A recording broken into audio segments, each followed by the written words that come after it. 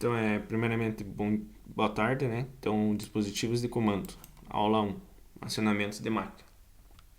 Então, primeiramente, os primeiros dispositivos de comando que nós vamos começar aqui vai ser sobre os fusíveis.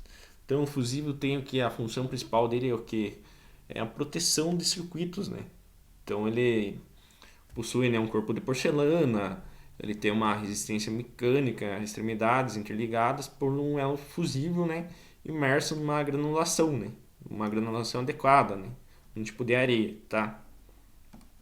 Então, qual que é a principal finalidade dele? Proteger um circuito elétrico, equipamento ou fiação. Então, aqui mostra o componente, né, o fusível, né, aqui. E aqui a seccionadora onde que ele vai ser utilizado no circuito. Mostra o componente e a seccionadora. Aqui é a simbologia dele, né? Então você vai pegar um desenho no quadro, ou um diagrama elétrico, que ele vai vir com essa simbologia aqui, ó.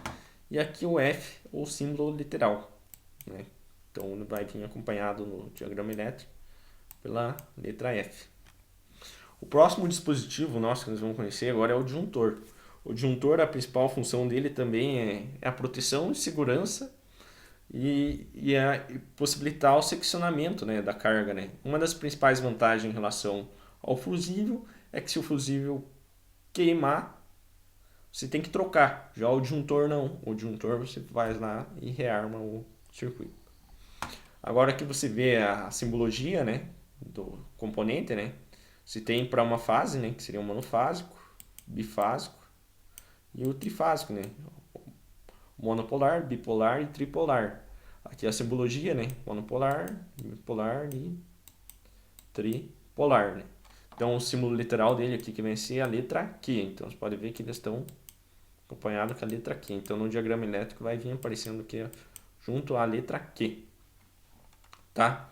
Outra principal vantagem aqui que nós devemos tomar cuidado, né, em relação à curva, né, do disjuntor, né, seria da seguinte maneira. Vamos imaginar o seguinte: se eu tivesse um motor, né, motor, ele vai ter uma determinada corrente nominal lá. Corrente nominal dele 10 amperes. Então é dado que vem na placa do motor, 10 amperes. E eu tivesse dois disjuntor na minha casa, lá na minha indústria. Um era a curva B e outra C. Qual que eu deveria pegar? Então, se você ter esse conhecimento, né, fazer a análise dessa curva aqui para ficar mais claro, o que seria? O momento de partida de um motor, né, o que acontece? Ele tem uma corrente de pico muito elevada. Então, chega a ser 7 vezes a corrente nominal, né, dependendo do tipo de partida. Então, devido a isso, existem curvas de atuação de disjuntor, né? Vamos supor aqui, ó, esse eixo aqui, ó, que é o eixo X, né? É o eixo da corrente, ó, IN. E aqui, ó, é quantas vezes IN, ó. Então aqui, ó, uma vezes IN, 1,5, 3 vezes a corrente nominal, 4 vezes a corrente nominal, 6 vezes a corrente nominal, 10 vezes a corrente nominal do determinado equipamento. E aqui já o tempo, né? Aqui, ó, tempo. O eixo Y aqui, ó. Tempo em segundos. Então, dependendo, se eu pegasse um disjuntor de curva B, ó, você vai ver, ó, que nesse momento aqui, ó, ele aguentaria o que, ó, em 0,01 segundo, ó. No momento que ligou, ele aguenta 3 vezes a corrente nominal. Já um de curva C, ó, quantas vezes ele está aguentando a corrente nominal? 6 vezes. Então, por isso que dessa forma aqui, né, por mais que o disjuntor fosse de, vamos supor lá, 15 ampere, o B e o C de 15 ampere, e a corrente nominal 10, o disjuntor curva B ele pode desarmar. Por quê? Por causa desse tempo de partida. Ele não esperou passar o transitório, né? Não esperou o motor se estabilizar na corrente nominal. Então, dessa forma, você ia ter que usar um disjuntor de curva C para motor. Tá? O próximo dispositivo nosso que é o relé de sobrecarga térmico. Qual a função do relé térmico? Ele é um dispositivo, né, que ele serve para proteger os equipamentos, né, elétricos por causa do efeito de temperatura. Caso a corrente elétrica se se eleve demais, né, essa corrente vai provocar um efeito térmico. Dessa forma, tal dispositivo de proteção, o relé térmico, ele vai abrir, né, porque ele tem um bimetálico, né, ele tem dois material metálico de coeficiente diferente. Quando ele aqueceu demais, esse contato tende a abrir, né? Então aqui, ó, você vê a foto do relé de sobrecarga. Ele tem aqui, ó, o principal, né? Esse aqui é o teste de contato. Ó. Se você quiser testar os contatos, você aperta esse botão vermelho aqui. Você testa o funcionamento dele. Se os contatos normalmente fechados vão abrir e os contatos normalmente vão fechar. Então você ia pressionar esse botão aqui, ó.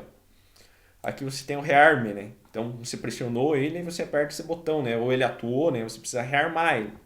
Se você deixar ele no H, ó, o rearme vai ser manual. Se você deixar ele no A, ele vai ser um rearme automático. Mas normalmente, né, por questão de segurança, fica na parte H, que é o manual, ok? E agora que você tem o ajuste de corrente, né, que seria esse trimpote aqui, ó. Tá vendo esse reloginho, como se fosse um reloginho, que você tem o ajuste de corrente. Então, para que ele serve?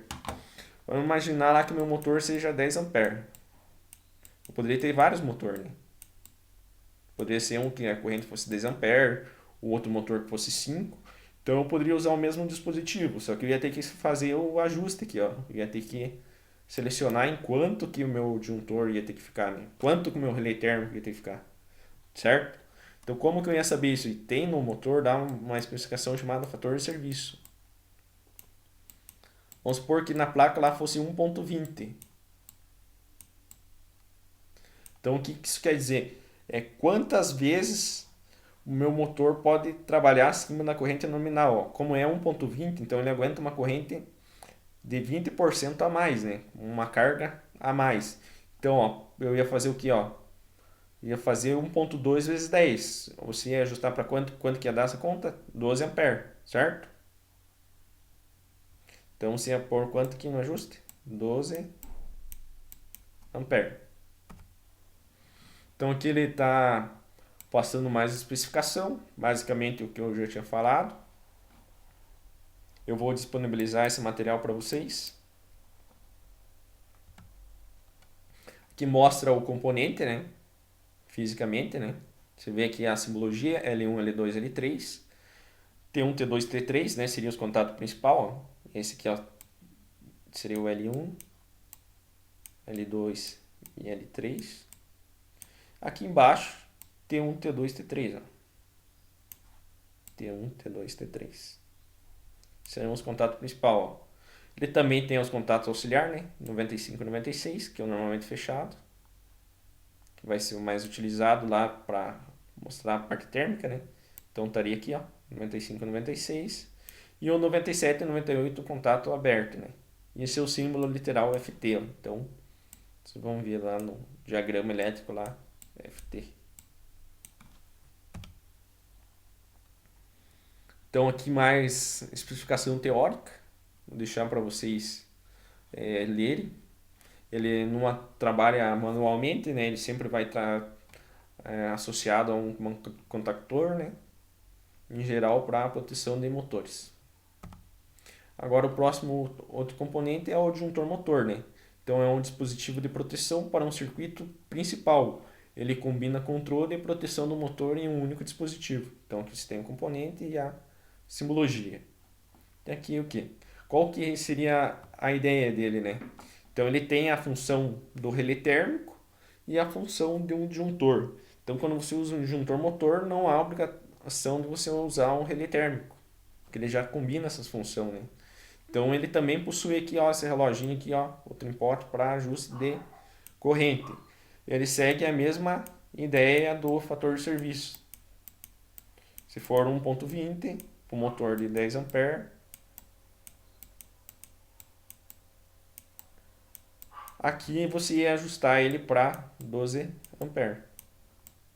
Seria essa ideia. Pois na próxima aula nós continuamos os dispositivos de comando.